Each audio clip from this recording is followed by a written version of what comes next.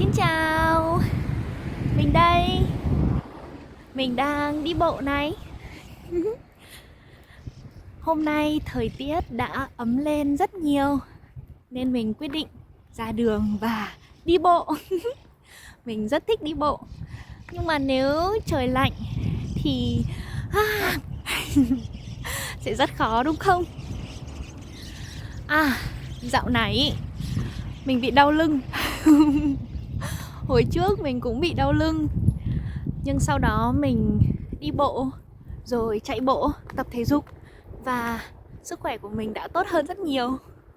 Nhưng bây giờ mình thấy những cơn đau đã quay trở lại.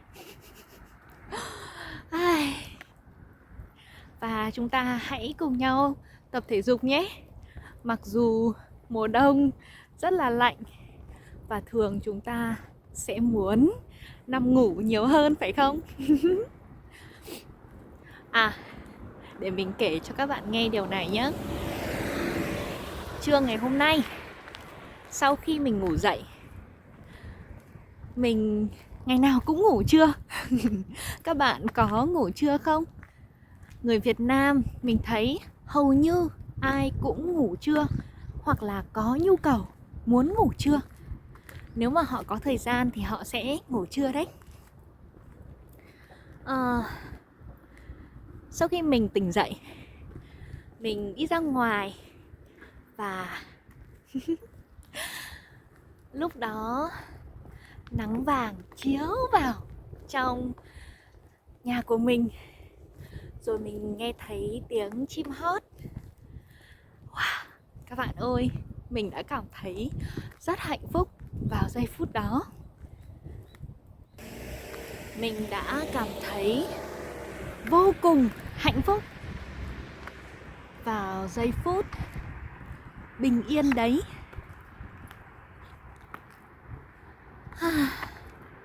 Và mình tự hỏi, hạnh phúc là gì thế nhỉ? Các bạn đã bao giờ tự hỏi hạnh phúc là gì chưa? Các bạn có cảm thấy hạnh phúc không? Hoặc là các bạn có nghĩ đến điều này hay trăn trở về điều này không? Trăn trở nghĩa là chúng ta nghĩ đến và cái điều đó cứ luẩn quẩn ở trong đầu của mình ý. Luẩn quẩn là nó cứ ở đấy, nó không đi đâu cả. Các bạn có trăn trở về vấn đề hạnh phúc không? Mình nghĩ nhiều đến hạnh phúc lắm. Trong cuộc sống hàng ngày, mình nhận ra rằng mình có sự thay đổi rất nhiều giữa lúc mình chưa tin Chúa và sau khi mình tin Chúa. Cuộc sống của mình trước khi mình tin Chúa, mình có lúc vui, có lúc buồn. Nhưng khi mình nhớ lại, mình thấy rằng có lẽ mình rất ít khi, hoặc có thể nói là không bao giờ nói rằng mình hạnh phúc cả.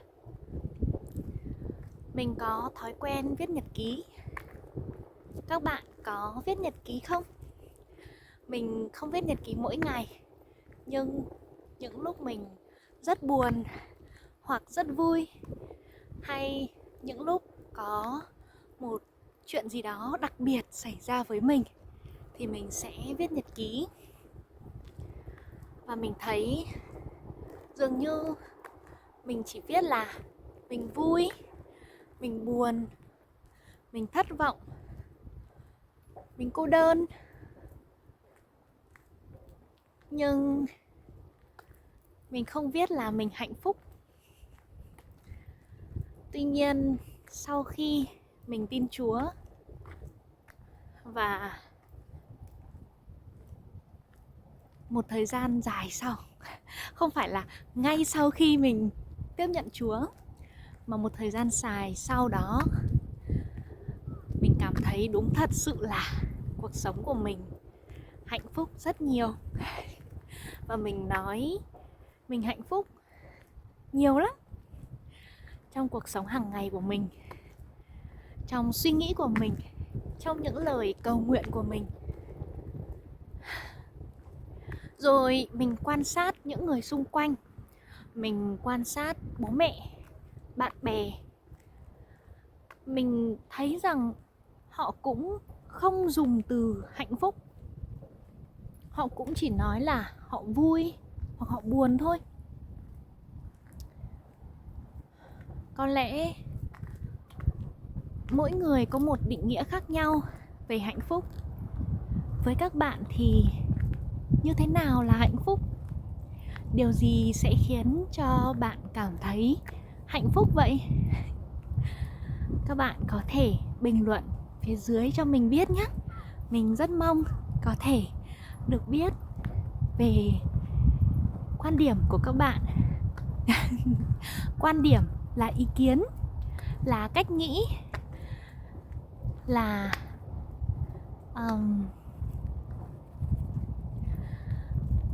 những điều mà bạn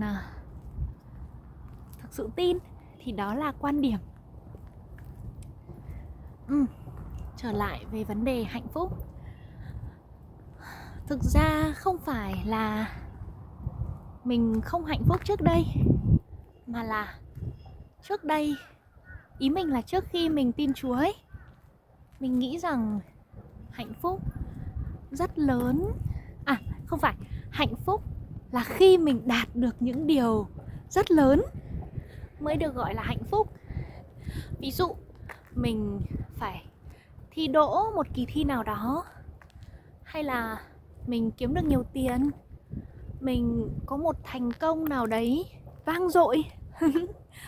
Vang dội, thành công vang dội nghĩa là một thành công rất lớn.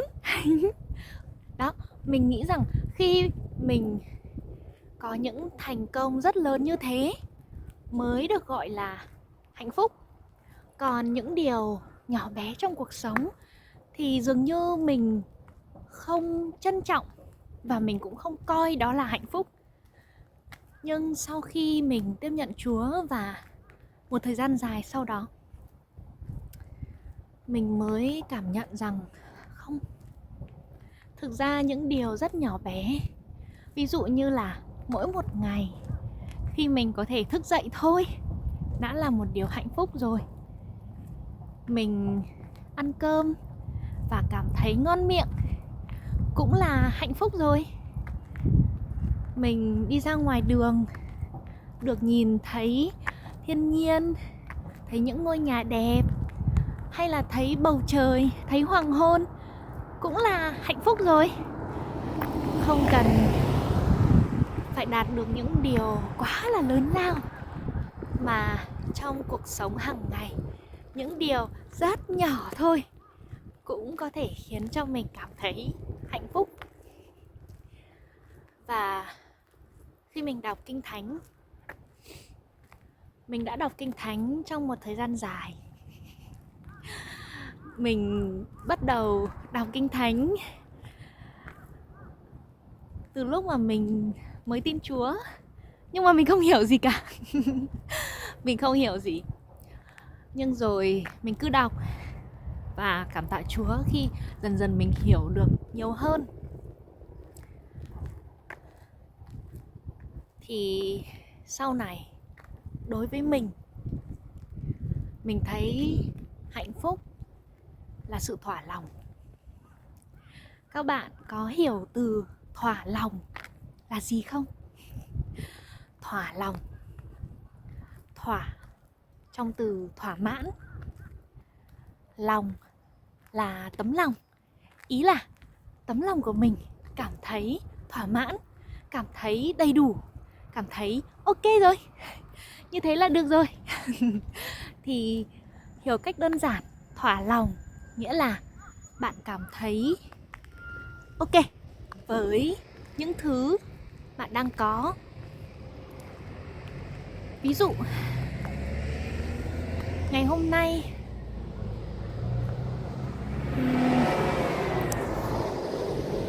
tuy là trời không nắng cũng không mưa, Nhưng mà bạn cảm thấy thỏa lòng bởi vì không có thiên tai, không có lũ lụt, không có động đất hay là ăn cơm hay ăn cơm mà ngon miệng là thỏa lòng rồi. Hay là sống ở trong một ngôi nhà không phải là quá to, mà chỉ là một ngôi nhà bình thường thôi, nhưng mà thấy rằng không gian này phù hợp với mình, thế là thỏa lòng. Thỏa lòng.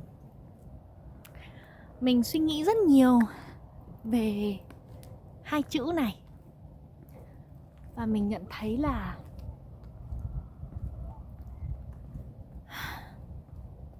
thực ra rất khó để chúng ta có thể thực sự thỏa lòng. Bởi vì con người chúng ta ai cũng muốn những điều lớn lao, ai cũng hướng đến những điều cao, những điều xa. Ví dụ như đi học thì muốn mình là người học giỏi nhất lớp. Đi làm thì muốn mình sẽ thăng tiến, trở thành sếp, trở thành người lãnh đạo. Thăng tiến là gì? Sếp là gì? Thăng tiến nghĩa là bạn đang là nhân viên, nhưng mà bằng sự cố gắng của bạn thì bạn được làm người quản lý, bạn được lên những cái cấp cao hơn, thì đó gọi là thăng tiến. Sếp sếp là một từ rất quen thuộc ở Việt Nam, nghĩa là cái người ở trên bạn trong công việc, người quản lý bạn ở trong công việc. Bất cứ một người nào có chức cao hơn bạn trong công việc thì sẽ được gọi là sếp. Sếp của bạn. Đó. Thế thì con người chúng ta hướng đến những điều cao xa như thế. Rồi chúng ta cũng muốn kiếm được thật nhiều tiền. Nếu có lương 5 triệu thì sẽ muốn lương 8 triệu. Có lương 8 triệu rồi lại muốn lương 10 triệu. Có lương 10 triệu rồi thì sẽ mong ước lương 20 triệu, lương 30 triệu. Và đôi khi chính vì mình mong muốn nhiều điều lớn lao như thế mà mình quên mất rằng cuộc sống mình đang có, cuộc sống mình hiện có thực sự rất tốt đẹp.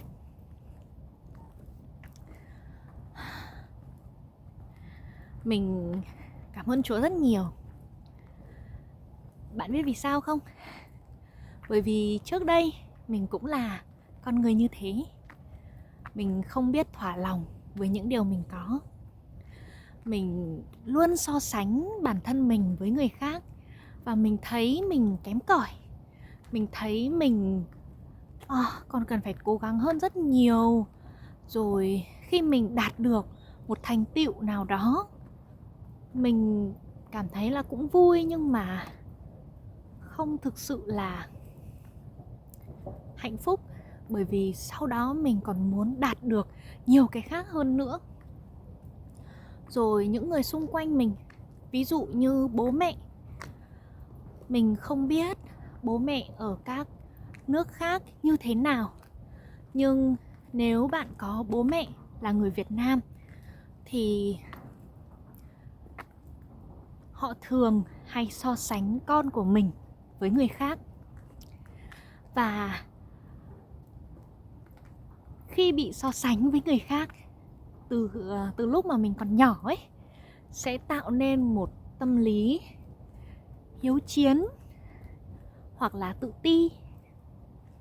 Những đứa trẻ rất dễ cảm thấy mình thua kém người khác, hay là phải nỗ lực rất nhiều thì mới có được sự công nhận và tình yêu của bố mẹ. Hiếu chiến là gì? Bạn có thắc mắc từ này không? Hiếu chiến nghĩa là muốn mình được chiến thắng. Lúc nào cũng muốn mình phải thắng, mình không được thua. Nếu mình thua là mình thất bại. Và gia đình của mình cũng thế. Thế nhưng mà sau khi mình tin nhận Chúa Giêsu Christ thì mình thực sự được thay đổi. Và mình cảm thấy Chúa tạo dựng mình như thế này là có lý do, có mục đích của Chúa. Và mình không cần phải so sánh mình với bất cứ ai. Mình cũng không cần phải chứng tỏ với Chúa là mình giỏi hơn người khác để được Chúa yêu thương. Bởi vì vốn dĩ thì Chúa đã yêu thương mình rồi mà. Và mình cảm thấy cuộc sống của mình nhẹ nhàng hơn rất nhiều. Thế rồi dần dần mình biết ơn Chúa từ những điều nhỏ. Từ lúc nào mà mình cũng không biết nữa. Có lẽ do thói quen cầu nguyện. Bởi vì khi cầu nguyện thì mình được nhắc nhở cũng như là nhớ lại về những việc trong ngày. Và mình cứ nghĩ đến những điều nhỏ khiến cho mình vui. Dần dần mình thấy trân trọng những điều nhỏ bé. Và mình cảm thấy cuộc sống của mình hạnh phúc hơn rất nhiều.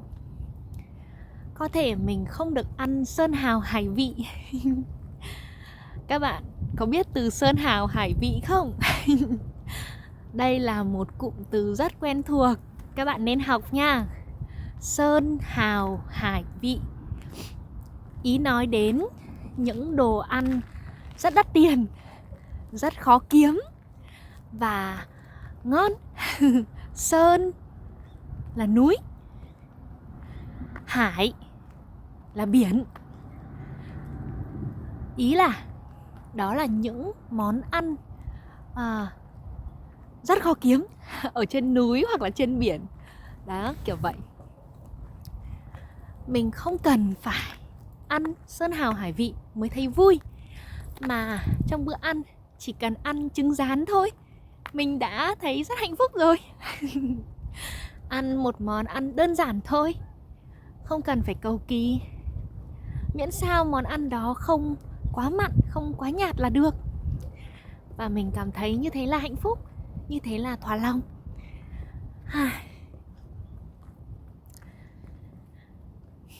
Khi nghĩ về hạnh phúc,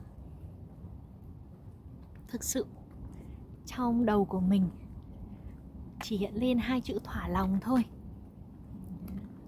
Trong Kinh Thánh có một câu là sự tin kính cùng sự thỏa lòng là một nguồn lợi lớn. Sự tin kính nói đến đức tin nơi Chúa Giêsu Christ. Còn sự thỏa lòng là gì thì mình đã nói từ trước đến giờ rồi phải không? Và sự tin kính cùng sự thỏa lòng là một nguồn lợi lớn. Vì một người mà có đức tin lại có sự thỏa lòng thì họ sẽ cảm thấy rất hạnh phúc, rất vui vẻ. Hạnh phúc không phải lúc nào cũng thấy vui, lúc nào cũng phải cười toe toét. Mà hạnh phúc cũng có thể là những lúc rất yên bình, chỉ là ngồi một mình dưới nắng, được nghe tiếng chim hót, rất yên bình phải không? Còn các bạn thì sao? Các bạn thấy hạnh phúc đối với các bạn là gì? Mình nghĩ rằng ai cũng sẽ có những định nghĩa riêng về hạnh phúc, nên các bạn cứ chia sẻ cho mình biết với nhé. Các bạn hãy cố gắng bình luận bằng tiếng Việt. Bởi vì mình tin rằng khi các bạn tập viết bằng tiếng Việt, mặc dù có thể sai ngữ pháp, sai chính tả, nhưng mà đó cũng là cách để luyện tập mà, phải không? Và các bạn mình nhận ra một điều.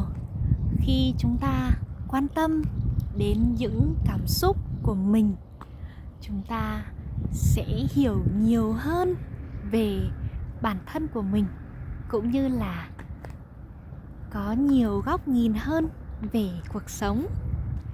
Những lúc các bạn buồn, cô đơn hay chán chán không biết làm gì cả, hay vui, hay là hồi hộp, thì hãy thử gọi tên những cảm xúc đó ra và suy nghĩ về chúng. Tại sao chúng ta lại buồn? Điều gì khiến cho chúng ta buồn nhỉ? Điều gì có thể làm tổn thương chúng ta nhỉ? Hay là tại sao chúng ta lại hồi hộp, lo lắng? Chúng ta sợ gì? Hay là chúng ta mất tự tin? Hãy nghĩ về những điều đó. Mình nghĩ rằng trong cuộc sống có thể các bạn rất bận rộn, đi làm, đi học, nhưng mỗi ngày dành ra một khoảng thời gian ngắn thôi để suy nghĩ, để quan sát những cảm xúc của mình. Và điều đó đối với mình thôi nhé, mình cảm thấy mình hiểu hơn về mình gọi tên được những cảm xúc mà mình đang có. Và khi đối diện với những cảm xúc đó, mình không bị chìm đắm vào nó quá nhiều, mà giống như mình đứng ở bên cạnh và quan sát nó. Mình nghĩ đây cũng là một cách khá hay để khiến cuộc sống của chúng ta thú vị hơn. Mình dự định mình sẽ làm thêm nhiều video về những chủ đề như thế này. Điều gì khiến chúng ta buồn? Điều gì khiến chúng ta mất tự tin? Đó cũng sẽ là những điều mà mình sẽ suy ngẫm từ trước để có thể chia sẻ với các bạn. Tại sao mình lại muốn làm những video như thế? Bởi vì mình nghĩ rằng khi các bạn muốn làm quen hay kết bạn với bất cứ một người nào thì chắc chắn các bạn cũng muốn được nghe người đó tâm sự, hay là qua việc tâm sự, chia sẻ với nhau mà chúng ta sẽ gần gũi, thân thiết hơn, cởi mở hơn với nhau. Chắc chắn các bạn cũng sẽ muốn có những người bạn thân là người Việt Nam, phải không? Và nếu chúng ta muốn có những người bạn thân thì chúng ta phải hiểu về cảm xúc, về suy nghĩ, về cách nhìn của người đó. Thế nên qua những video này, mình muốn chia sẻ với các bạn những từ vựng về chủ đề cảm xúc, về thế giới nội tâm ở bên trong. Thế giới nội tâm. Các bạn tìm hiểu từ này nhé. Khi chúng ta tìm hiểu về thế giới nội tâm của con người bằng tiếng Việt thì mình nghĩ các bạn sẽ rất dễ để kết bạn, để làm quen, để chia sẻ với người Việt Nam. Và các bạn sẽ có những người bạn thân là người Việt Nam, chứ không phải chỉ là những người bạn xã giao. Những người bạn xã giao là gì? Là những người bạn chỉ nói những chuyện bình thường thôi. Ví dụ như hỏi bạn tên là gì, bạn đến từ đâu, rồi công việc của bạn thế nào, tại sao bạn đến Việt Nam. Tức là những chuyện rất bình thường. Và bản thân mình cũng thấy rằng mình cũng muốn có những người bạn thân, nên mình nghĩ rằng các bạn cũng vậy. Vậy thì chúng ta hãy cùng nói chuyện về những chủ đề sâu sắc hơn để có thể dễ dàng làm quen, làm thân, làm bạn một cách đúng nghĩa với người Việt Nam nhé. Vì nếu chúng ta hiểu được ngôn ngữ của người đấy nói và nói được những cảm xúc của mình, thì có phải là hai người sẽ hiểu nhau hơn không? Ngày hôm nay, khi mình suy nghĩ về chủ đề hạnh phúc, thì mình nảy ra ý tưởng đó. Các bạn thấy thế nào? Có thể bình luận phía dưới cho mình biết nhé. Còn bây giờ mình sẽ đi về nhà đây. Trời cũng bắt đầu lạnh hơn rồi và cũng tối hơn rồi. Mình phải về nhà đây. Bây giờ mình sẽ về nhà và nấu cơm. Hạnh phúc của mình mỗi buổi chiều là gì các bạn biết không? Là khi mình chuẩn bị đồ ăn, nấu nướng, đợi chồng của mình trở về. Và khi chồng mình ăn cơm, chồng mình sẽ ăn rất nhiều. Điều đó khiến cho mình vô cùng hạnh phúc.